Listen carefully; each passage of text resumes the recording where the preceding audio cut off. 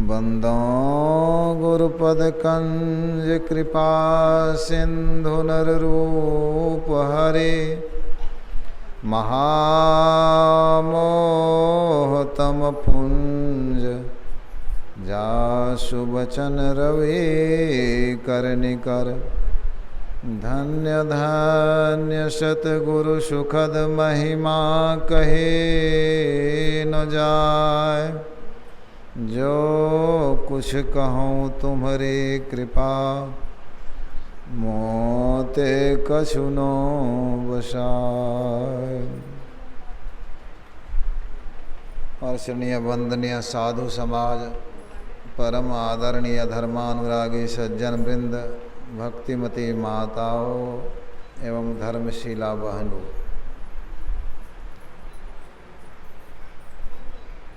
अभी हम लोग ईश्वर स्वरूप के संबंध में सुन रहे थे। ईश्वर का स्वरूप इंद्रियों का विषय नहीं है। क्या हो रहा है? नाटक कर रहे हैं क्या?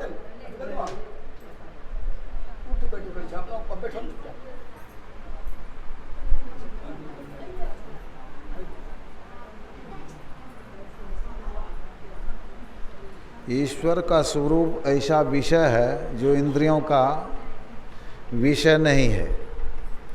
इंद्रियां नहीं जान सकती है उनको। हम कुछ कहेंगे तो इंद्रियों के द्वारा, संत सूरदास जी ने कहा, अविगत गति कछु कहत ना आवे। अविगत यानी जो सर्वव्यापी हैं, जिनसे कहीं खाली नहीं है, उसके विषय में क्या कहा जाएगा? कछु कहत न आवे।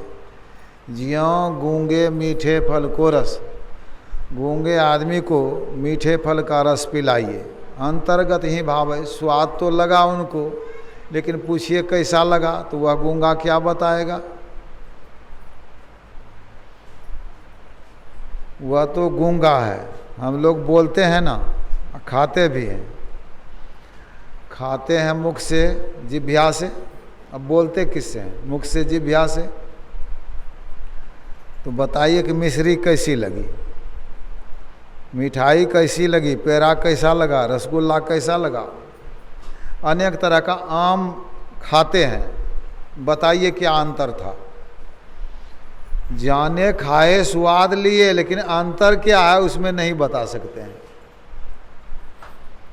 मिश्री मीठी लगी, मिठाई मीठी लगी, पेड़ा मीठा लगा, रसगुल्ला मीठा लगा। मीठा लगा, कुछ अंतर था कि नहीं, उसको बताइए। तो नहीं बता सकिएगा। तो इंद्रियां जिसको ग्रहण करती है उसके संबंध में तो इंद्रियां बता नहीं सकती है। जिसको इंद्रियां ग्रहण नहीं करती है उसके संबंध में इंद्रियां कैसे बताएगी? याज्ञवल्क्य जी ने पूछा था वाह मुनि से, जो ब्रह्म कैसे हैं? तो वे चुप हो गए थे। गुरु महाराज लिखे हैं पदावली में, बताया हो जिसे चुप हो वाह मुनिवर।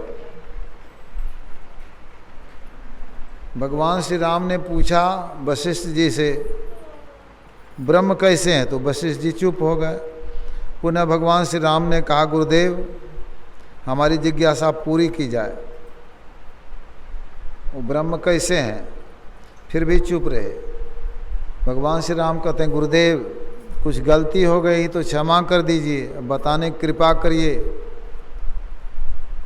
तो ब्रह्म कैसे हैं? वशिष्ठ जी ने कहा, राम तुम जब से पूछ रहे हो तभी से तुम्हारे प्रश्नों का मैं जवाब दे रहा हूँ। वो ब्रह्म वाणी का विषय नहीं है। मैं कहूँगा तो वाणी के द्वारा, मन वाणी को अगम अगोचर सो जाने जो पावे।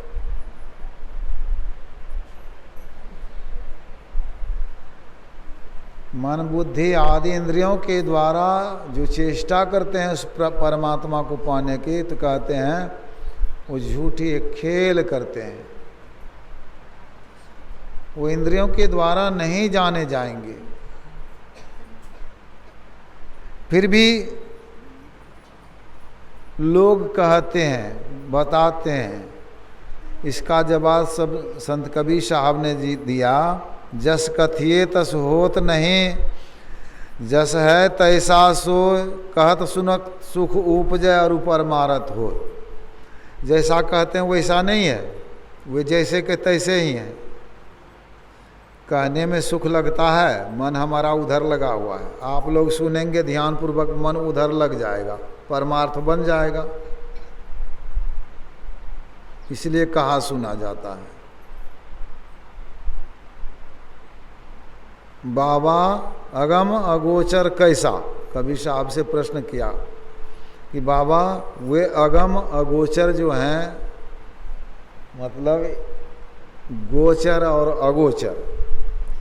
गोचर मतलब इंद्रियां जिसको जान जाए तो गोचर हुआ, इंद्रियां जिसको जान नहीं सके वो अगोचर। अगम जिसका कहीं पारावार नहीं है, ओर छोर नहीं है, जो अथाह है।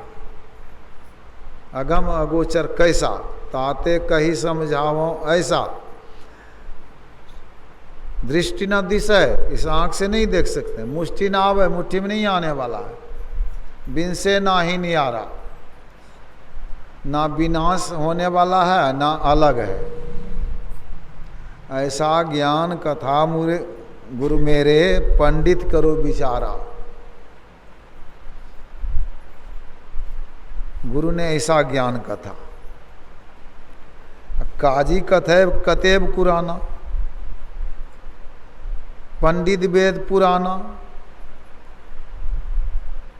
कोई काजी है, कुरान शरीफ को पढ़ता है, बताता है, पंडित वेद पुराण को बताता है, लेकिन वह अक्षर तो लखा ना जाई। मात्रा लगे ना काना, ना तो मात्रा लगेगा कान में। अनेक तरह का मात्रा होता है, 36 प्रकार राग रागनी है, मात्रा है उसमें। क एक मात्रा है, का 2 मात्रा, इस तरह से मात्रा होता है। कोहर्षी कर की 1 मात्रा, कोदरी कर की 2 मात्रा। अब पुलूत में होता है 3 मात्रा। यह सब मात्रा नहीं होता है वहाँ। मात्रा लगे ना काना। नादी बादी पढ़ना गुनना बहु चतुराई भीना। कह कबीर सो परय न परलय, नाम भक्ति जिन चीना। जिन्होंने नाम भक्ति को पहचान लिया वो परलय में नहीं पड़ेंगे, सब परलय में पड़ जाएंगे। नाम भक्ति को जिन्होंने पहचान लिया, लेकिन वह वाणी का विषय नहीं है। तो इस तरह से ईश्वर स्वरूप को कबीर साहब बतलाते हैं। दूसरे पद्य में उन्होंने बतलाया स्वरूप अखंडित व्यापी चैतनस चैतन।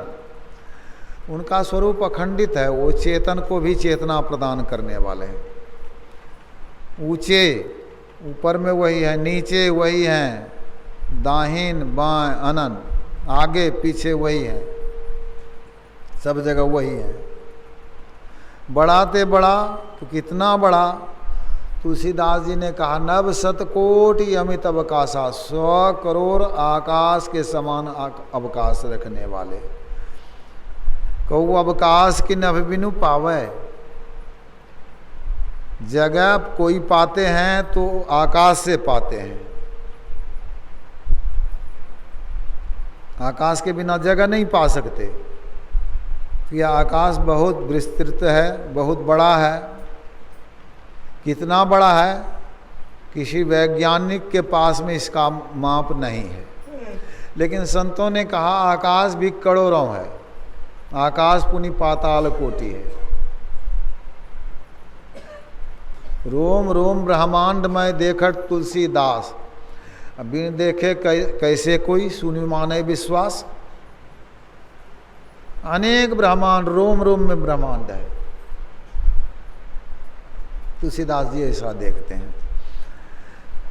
तो एक आकाश का पता नहीं लगा, सूर्य तारे चांद पृथ्वी सब चीज़ है आकाश में। यह आकाश भी बहुत छोटा है परमात्मा के सामने।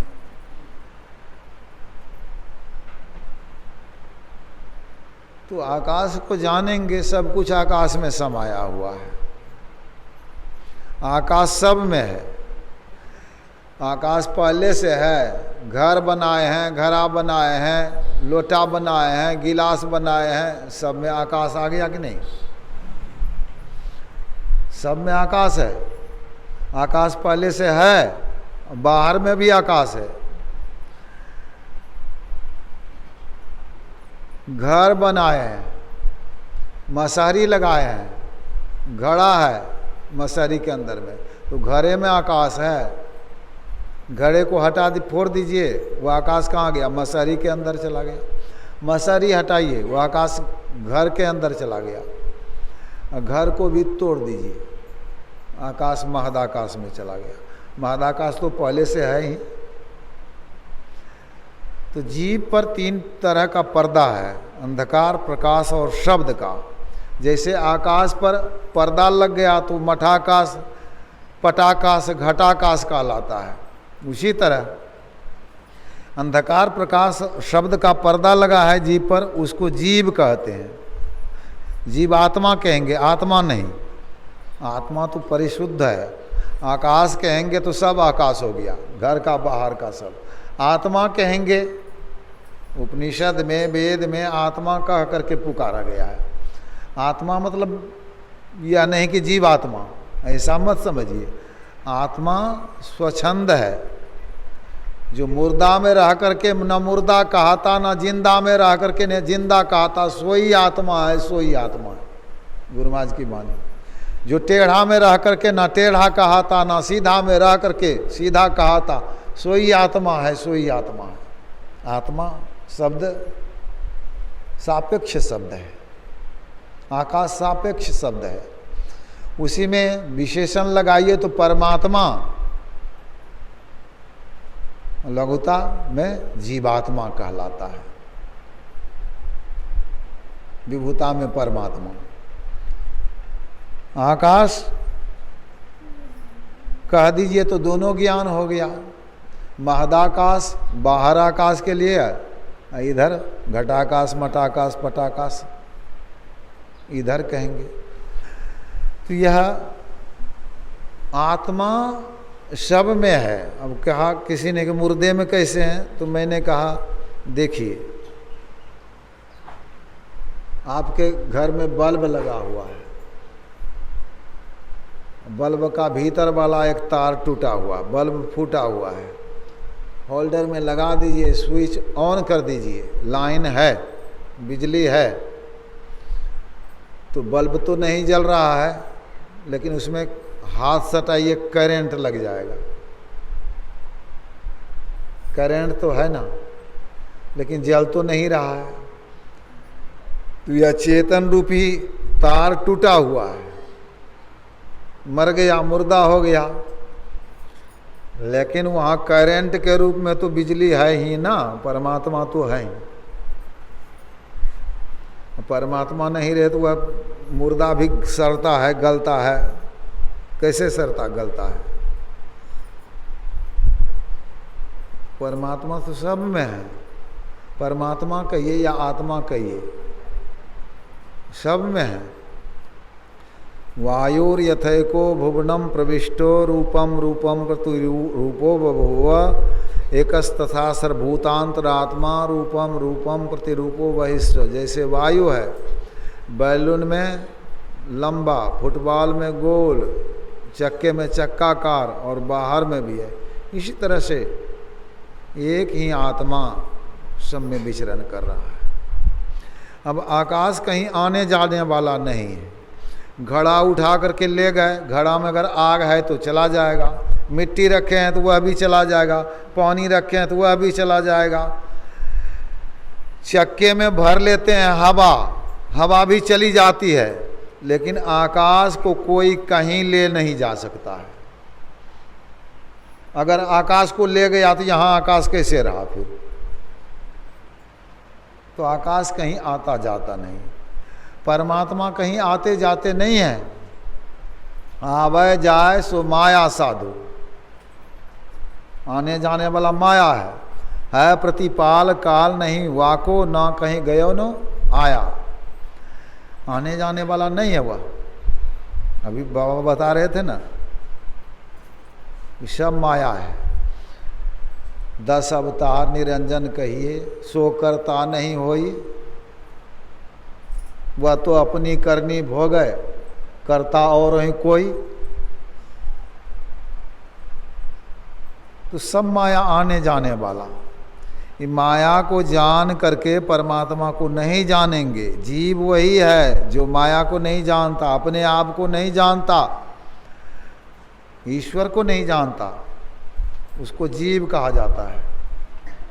माया ईस न आप कहाँ जान कहिए सो जीव। अपना ज्ञान हो जाए तो माया का भी ज्ञान हो जाएगा। हम कौन हैं, यही तो ज्ञान नहीं है जीव को। मनुष्य के शरीर में यह ज्ञान होगा, और शरीर में यह ज्ञान नहीं हो सकता है। हम हैं इस शरीर में, यह जानते हैं कि हम हैं, लेकिन हम कैसा हैं? दूध में घी कैसा है, जब तक मथिएगा नहीं तब तक तो देख नहीं सकते हैं। उसी तरह जब तक ध्यान नहीं करिएगा तब तक अपने को नहीं जान सकते हैं। इसीलिए ध्यानाभ्यास है। ध्यानाभ्यास करके जानिए अपने आप को। राम कौन है?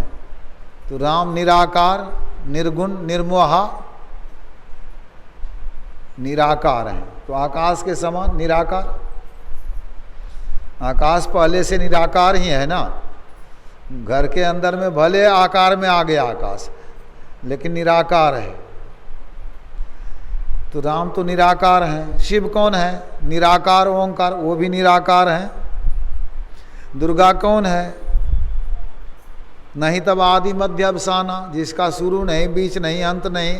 तो दुर्गा भी तो निराकार है। दुर्गा जो मंदिर में बना है वह तो आकार है, लेकिन दुर्गा सही मूल स्वरूप क्या है? तो नहीं तब आदि मध्य अवसाना, निराकार। गणेश क्या? मुनि अनुशासन गणपति ही पूजे शंभु भवानी, कोई सुनि संशय करे जिमि सुर अनादि जी अजान। शादी से पहले किसी को पुत्र नहीं हुआ। कहते हैं शिव पार्वती का पुत्र है गणेश, लेकिन शादी के वक्त में पूजा कर रहे थे। कैसे? तब गणेश की पूजा वो शादी के वक्त में किए शिव पार्वती।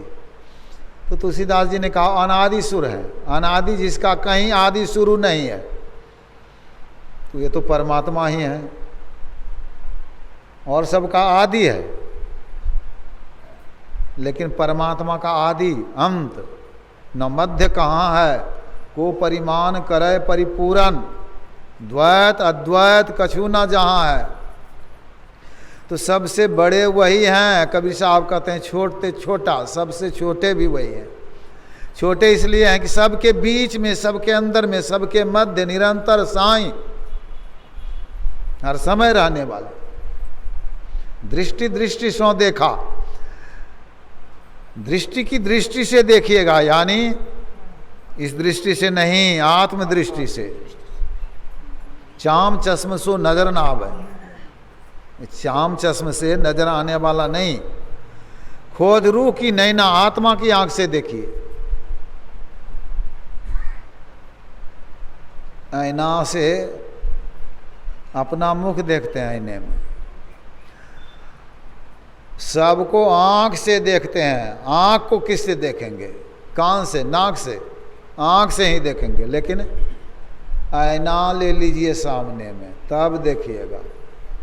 तो ध्यान रूपी आईना ले करके अपना पहचान कर सकते हैं। अपने से जो पहचानेंगे वही परमात्मा है। जो को रूह आपने देखा, सो साहब को देखा। रूप क्या है? सीधा जवाब, गुरु महाराज यही कहते हैं, सीधा जवाब है। रूप वही है जो आंख से देखा जाए। जन्मांध को रूप का ज्ञान नहीं होता। शब्द क्या है? जो कान से सुना जाए। जो बहरा है, बहरा शब्द सुने नहीं कान। बहरा शब्द क्या होता है वो बता नहीं सकता। तो परमात्मा क्या है? सीधा जवाब, आत्मा के द्वारा जिसको जानेंगे। जब तक अपना ज्ञान नहीं हो जाएगा, अपना ज्ञान करने के लिए बद्री नारायण में जाएंगे, मक्का मदीना जाएंगे, कहाँ जाएंगे? इस शरीर में है। जाइएगा कहीं तो ज्ञान हो जाएगा अपना, ऐसा नहीं होगा। हम जागृत में आंख में रहते हैं, स्वप्न में कंठ में आते हैं, गहरी नींद में हृदय में आते हैं, 3 अवस्थाओं में आते जाते रहते हैं। अपना ज्ञान नहीं हो पाता। अपना ज्ञान होगा ऊपर चलने पर। जैसे अंधेरी रात में कोई बैठा हो कोठली में, तो उसको अपने शरीर का ज्ञान नहीं, तो पत्नी पुत्र का ज्ञान नहीं, पति का ज्ञान नहीं। जब अपने शरीर का ज्ञान होता है प्रकाश में, तो वहाँ पत्नी पुत्र पति जो हैं सबका ज्ञान होता है। तो इधर ऊपर चलेंगे तो प्रकाश होगा। यही ब्रह्मांड है, इसी में ब्रह्म का ज्ञान होगा। आंख से ऊपर ब्रह्मांड कहलाता, आंख से नीचे पिंड कहलाता है। तो ऊपर चलेंगे तो प्रकाश होगा, प्रकाश होगा शब्द होगा, शब्द से निःशब्द में जाएंगे। परमात्मा का ज्ञान ही नहीं बल्कि परमात्मा ही हो जाएंगे। सरिता जल जल निधि में जाई, होई अचल जिम जीव हरि पाई। नदियों का जल समुद्र में गया तो नदी है कि समुद्र हो गया। जीव जब परमात्मा में चला गया तो जीव कहाँ रहा? वो तो परमात्मा का अंश है, परमात्मा हो गया। यह ज्ञान अपने अंदर में ही होगा, कहीं बाहर में नहीं। इसलिए संतों ने कहा साधन भजन करके अपने आप को जान लीजिए, परमात्मा को जान लीजिए। मैं ही सुपितु चिन्ह में आवे, द्वैत पार तन मन बुद्धि पारा, सबको पार कर गए। ज्ञान होए सारी, पूरा ज्ञान होगा। मैं ही सोपितु चिन्ह में आवे, पहचान में परमात्मा आ जाएंगे तो दुख टरे भारी, तब दुख नहीं रहेगा, कोई दुख नहीं रहेगा। आपके शरीर को कोई कुटिया दे फिर भी दुख नहीं होगा। आप शरीर नहीं, शरीरी हैं, शरीरी है आप। यह ज्ञान हो जाएगा। शरीर नहीं है, जिंदा जी मरना हो गया।